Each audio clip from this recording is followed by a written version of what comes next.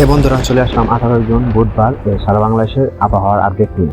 আজকের এই ভিডিওটি অনেক গুরুত্বপূর্ণ, কারণ দেশের বিভিন্ন অঞ্চলে হতে পারে ভারী বর্ষণ, কোথাও কোথাও দেখা দিতে পারে বজ্রপাত, জলবদ্ধতা, এবং এই ভিডিওটি পুরোটা মনোযোগ দিয়ে দেখো। আর যদি ভালো লাগে তাহলে একটা লাইক করো এবং চ্যানেলটি সাবস্ক্রাইব করে রেখো, যেন প্রতিদিনের আবহাওয়ার আপডেট তুমি সহজে পেয়ে যাও।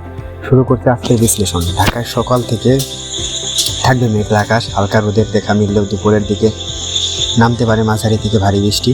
পুরান ঢাকা, মোহাম্মদপুর, উত্তরা, মিরপুর এবং বাড্ডা এলাকায় পানি জমে ট্রাফিক সমস্যা তৈরি হতে পারে। বিকেলের দিকে আবহাওয়া কিছুটা স্থিতিশীল হলেও রাতের দিকে আবার বৃষ্টির সম্ভাবনা রয়েছে। চট্টগ্রাম বিভাগের বান্দরবান, রাঙামাটি, খাগড়াছড়ি সহ পাহাড়ি এলাকার সকালের দিকে বৃষ্টিপাত শুরু হতে পারে এবং দুপুরের পর থেকে হতে পারে ভারী বৃষ্টি। কিছু এলাকায় ভূমিধসের আশঙ্কা দেখা দিতে পারে। চট্টগ্রাম শহরেও দুপুরের থেকে রাত পর্যন্ত থাকতে পারে বজ্রসহ বৃষ্টিপাত। সিলেট বিভাগেও সারা দিনে বৃষ্টির সম্ভাবনা রয়েছে। দুপুর থেকে সন্ধ্যার মধ্যে ভারী বৃষ্টির কারণে রাস্তার পানি জমে যানজট তৈরি হতে পারে। বিশেষ করে অম্বরখানা, জিন্দাবাজার এবং উপশহর এলাকায় ময়মনসিংহ বিভাগের বজ্রসহ বৃষ্টির প্রবণতা বেশি থাকবে। দুপুরের দিকে ঝড়ো হাওয়া সহ বৃষ্টি শুরু হতে পারে। রাজশাহী, রংপুর বিভাগের আবহাওয়া তুলনামূলকভাবে শান্ত থাকলেও বিকেলের পর থেকে কিছু কিছু এলাকায় হালকা বৃষ্টিপাত হতে পারে। গাইবান্ধা, কুড়িগ্রাম, পঞ্চগড় এলাকায় মেঘলা আকাশ দেখা যাবে এবং সন্ধ্যার পর থেকে শুরু হতে পারে বৃষ্টির সম্ভাবনা।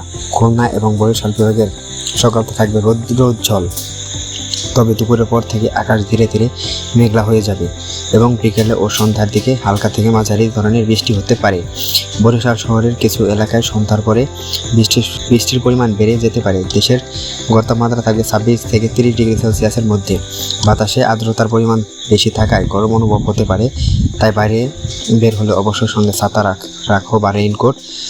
বাইক চালকদের জন্য রাস্তাগুলো পিচ্ছিল থাকতে পারে এবং সাবধানে চলাফেরা করো। আজকের আবহাওয়ার আপডেট এখানেই শেষ। দেখা হবে পরের কোনো ভিডিওর আপডেটে। ভালো থেকো বন্ধু, সুস্থ থেকো, ধন্যবাদ।